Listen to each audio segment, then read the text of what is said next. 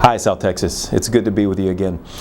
I wanted to provide you an update on a number of things that are happening across our healthcare system, because I know recently most of what you've heard from me is about COVID-19. And that is absolutely a priority for the healthcare system, but there are many more things going on across our great institution. So I want to talk to you about a number of them. I will give you a brief update on COVID-19. As many of you have seen recently, I announced that we were one of 18 facilities selected across the Veterans Health Administration to begin a phased reopening. This is being done in conjunction with VA Central Office. We've had a number of conversations with our folks in Washington, D.C. and the other healthcare institutions that have been approved to proceed. So we will keep you up to date with that transition as it continues, and I just ask for your continued flexibility. I will add an anecdote that there has been quite a bit of funding provided to our healthcare system to support both our COVID-19 activities and our upcoming transition. And we've used those funds for a myriad of things, including additional staffing that I'm sure many of you have seen. I'm so proud of Human Resources for using some of the new hiring flexibilities to bring in these additional staff. I'll say briefly, on average, we were bringing in 17 people to 18 people a pay period, but we've seen new employee classes in the 50s and 60s during the COVID-19 pandemic, so kudos to HR for those efforts. We've also used that funding for additional equipment, from ventilators to temperature scanners, you name it. We've used the funding to ensure that you have what you need to both keep you safe and to take great care of our veterans. We used it for contract services. Those contract services that we've recently awarded included additional housekeeping contracts, of which we've awarded 2. We've also awarded a new contract for drive-through testing for COVID-19. And we'll keep you up to date with that particular contract as it matures, but it's definitely going to support some of our pre-procedure testing that's going to be required as part of our reopening. Last but not least, we've used some of that funding for housing assistance. As many of us know, there's some both veterans and non-veterans that are dealing with some economic strain. So we want to be certain that when our veterans need us, if they need some temporary housing assistance, that we're able to provide that. So that's one of the other categories that we've used that funding for. But I also want to take this opportunity to keep you up to date on our high reliability journey. And as a reminder, almost a year ago today, I announced to you that the South Texas Veterans Healthcare System was on a journey to high reliability. And that on that journey, we were going to focus on 3 lanes of quality, safety, and experience. And that continues to this day. Very recently, I had the opportunity to award our very first High Reliability Leadership Awards. Now, I don't want to give you the impression these are the first High Reliability Awards that we've given, but they are the very first that we've given to leaders across the organization. We often have frontline staff attend morning report, and their managers or their peers will do great write-ups on them for good catches, and so we do take the opportunity to recognize them, but I'm the first to acknowledge the criticality of leadership on a high reliability journey. So we want to be certain that we're recognizing those individuals appropriately as well. What I saw as the most important when the first 3 recipients of that award walked in my office, I recognized all of them. And the reason I recognized them is not too long ago, we also recognized our leaders in the organization that had some of the best all-employee survey results. And interestingly, these were some of those same individuals, which proved to me that there is a direct connection between employee engagement and patient safety, right? The experience of our staff and the experience of our patients, the safety of our staff and the safety of our patients. So congratulations to those individuals, and we'll continue to recognize our leaders that are demonstrating our high reliability principles and values.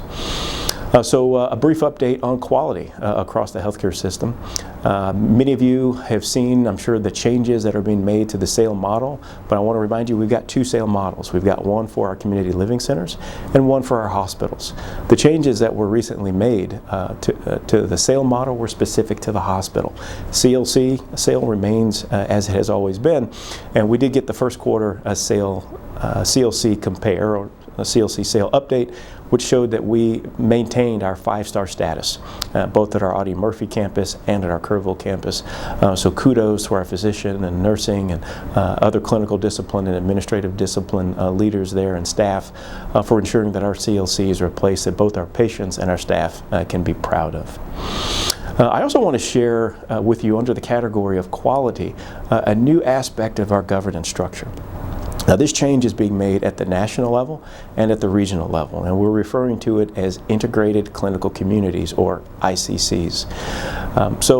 When we think about the fact that the Veterans Health Administration is the largest healthcare system in the country, what we could maybe lose sight of is that that scale could potentially lead to inconsistency and variability as our patients experience our healthcare system in different places across the country, as many of them do. And so what the integrated clinical communities are intended to do is to create these communities of practice, whether it's for medicine subspecialties or behavioral health or primary care, diagnostics, or surgery, and to give us an opportunity at the regional and national level to establish consistency, clinical consistency, so that our patients have very similar experiences, which are intended to be great experiences and safe ones. So this is, again, a new aspect of our governance structure, just getting started, but I am pleased to announce that 2 of the chairs for the VISN 17 ICCs are right here in South Texas. Dr. Deborah Baruch, our Chief of Medicine, will be heading the Specialty ICC at the VISN level, and Dr. William Perry in Surgical Services will be leading the Surgical ICC. So I look forward to continuing to work with them and their success in that new governance endeavor. So now we'll talk a little bit about experience.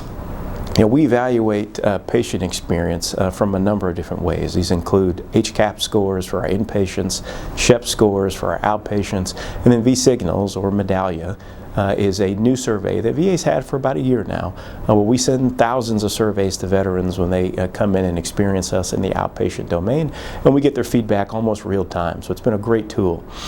During the COVID-19 pandemic, VHA has had the highest trust scores we've ever had using this platform, where we surpassed the 90th percentile for the very first time at the national level, which really says a lot about how safe our veterans feel when they experience our care during the COVID-19 pandemic. And this was no different for South Texas. We were in the 93rd percentile for our overall trust scores during COVID-19 pandemic.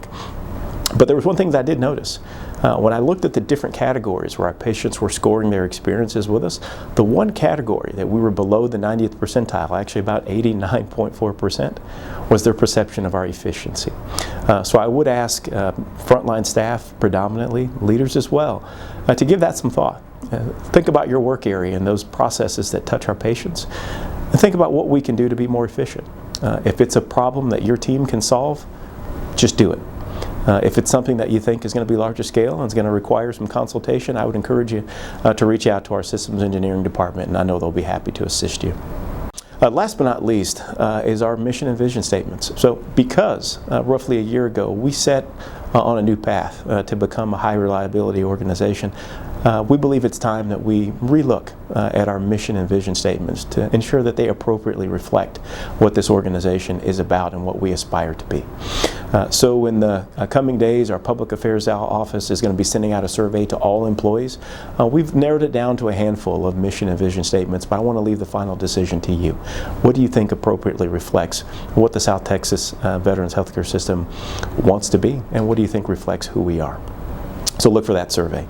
I also want to let you know that we continue to outpace the country. I've shared with you our growth statistics in previous reports. We have kept eyes on this during the COVID-19 pandemic, and our growth rate with new patients and new staff continues to outpace both our VISN and the nation. So now I'll talk to you briefly about construction. There were some pictures that went out recently for the Northwest Healthcare Center. I did have the opportunity to walk that construction site myself. It's coming along very nicely. We had one of 2 large-scale ambulatory care centers that were not negatively impacted by the COVID-19 pandemic. So that site continues to stay on schedule. We're still planning a July 2021 opening, and so we'll keep everyone up to date as we get closer to that. I also want to remind everyone that we did actually have a ribbon cutting for a North Bear primary care clinic.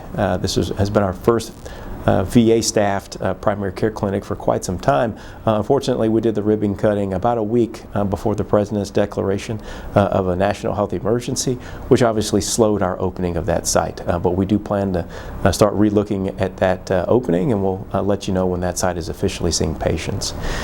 And last but not least, for the construction updates that I will give you is relative to the emergency department. So that's another project that continues to stay on schedule. We're looking at opportunities to modify the scope of work to have that construction crew go on a 24/7 schedule, which will make that project move along even faster. But if you do have a chance to come through the main entrance here to the Audie Murphy campus, you'll see the structural steel going up in what is intended to be the HR building, and then HR would move out, and that would allow us to move on with the HR, with the emergency room expansion, excuse me. You know, one other comment that I will make actually about construction is just the multitude of modernization projects. I shared with you a 180-day plan when I came on as your medical center director, and that included a multitude of modernization projects, and I just couldn't be prouder of the progress that our engineering staff are making on those modernizations. If you haven't had a chance to take a look at some of the halls and walls projects that have been done here in Audie Murphy, if you haven't seen the new entrance, we've consolidated information desks. We've got new murals on the walls. Definitely take a look at that. They're doing a great job. And the restrooms that are across from the emergency department, definitely the ones I heard the most about. I had a chance to walk that site just today, and it's absolutely beautiful. And expect those restrooms to open likely in the next month or two. I'll give you a few key leadership updates. Justin Peters was announced as our new Associate Director. Mr. Peters is currently the Assistant Director in Kansas. I expect him to be on board by June 21st. Definitely looking forward to his arrivals, bringing a plethora of experience with him. I think he's going to be a great addition to the team. But I did want to take this opportunity to thank two individuals. I'll start with Amjad Baghdadi. Amjad's our Chief of Systems Engineering, has been acting Associate Director for the last 2 months. Definitely helped us get our feet under us during the COVID-19 pandemic relative to our logistics needs. So thank you, Amjad, for your flexibility. And I also want to thank Trish Lottie. Many of you know Trish. She's our Chief Experience Officer. She has stepped into that acting Associate Director role and will stay in that until Mr. Peters' arrival. I want to welcome aboard Dr. Araceli Ravoti. Dr. Ravoti is our new ACOS for primary care. She's coming to us from Vision 22, where she was the Chief Medical Officer. Again, a plethora of experience both in California and was a previous physician here at the South Texas Veterans Healthcare System. So welcome home and congratulations to Dr. Ravoti. I want to thank Dr. Doug Boyer. Dr. Boyer has been our acting ACOS for primary care for quite some time. Just done an amazing job there. I've got nothing but very positive feedback from physicians and nurses who had the opportunity to work with Doug during his tenure there. So thank you, sir, for your flexibility and leadership. I want to say farewell to Dr. Jacqueline Pugh. Many of you knew Jackie. She was with us as our ACOS for research and development. Dr. Pugh did recently retire, and in the interim, Dr. Amrita Kamat has stepped in as our acting ACOS for research as those recruitment efforts continue. I also want to take this opportunity to say farewell to our ACOS for Quality Safety Value, Dr. Evan Rins. Dr. Rins is going to be transitioning to the Department of Defense. Wish him well. He's been an outstanding resource to me as the Medical Center Director, and I know many of our clinical leaders have relied on him for guidance as well. So Godspeed to Dr. Rins, and I'm sure we will stay in touch. Dr. Heather Briggs, one of our hospitalists, is going to be stepping in as our acting ACOS for Quality Safety Value. We'll be sending out that delegation so everyone knows what the respective dates will be. Last two for leadership, Tom Yakovitz. Many of you know Tom. He's been a member of the South Texas team for a number of years. Was most recently my executive assistant. Tom was recently selected to be the administrative support for the integrated clinical community that's going to be leading specialty care. So he'll be working with Dr. Baruch. Again, welcome Tom to his new role. He will be staying here in San Antonio. And I want to welcome Jason Fisher. So Jason has been our strategic planner in quality safety value, and so Jason was selected as the new EA to the director, and I definitely look forward to working with Jason, so congratulate him if you see him. I want to recognize our Kerrville CLC.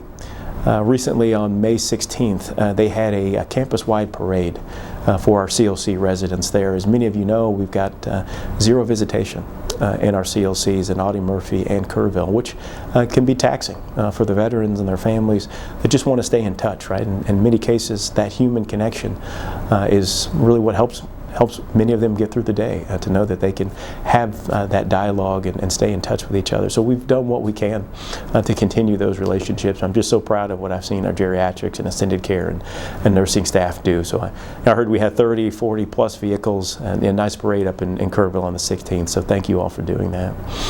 I also want to acknowledge biomedical engineering. Next week is going to be National Healthcare Technology Management Week. That's a mouthful. I'll just ask that if you see any of our biomed staff, please thank them. Biomed, like many other departments, they do a lot of work behind the scenes, but many of you know how critical what they do is for this healthcare institution. And so thank them for me if you could. Last but not least, folks, I want to thank all of you. The work that all of you have done during the COVID-19 pandemic has just been phenomenal. From public affairs to nursing to physicians to social work to the canteen, I mean, you name it. I've seen everyone rise to the challenge, and it truly just takes my breath away. I couldn't be prouder. But we're going to see new challenges as we start to transition the healthcare system. I'm going to ask all of you to be certain that we're practicing our high reliability principles and that we speak up. If you see something that doesn't look right, if you have a question about a process, don't hesitate to ask questions. You can send those to the Speak to the Director link. You can bring those up in your huddles in your departments. We're all in this together. And so as long as we keep the lines of communication open, I have no doubt that it will be a successful transitioning.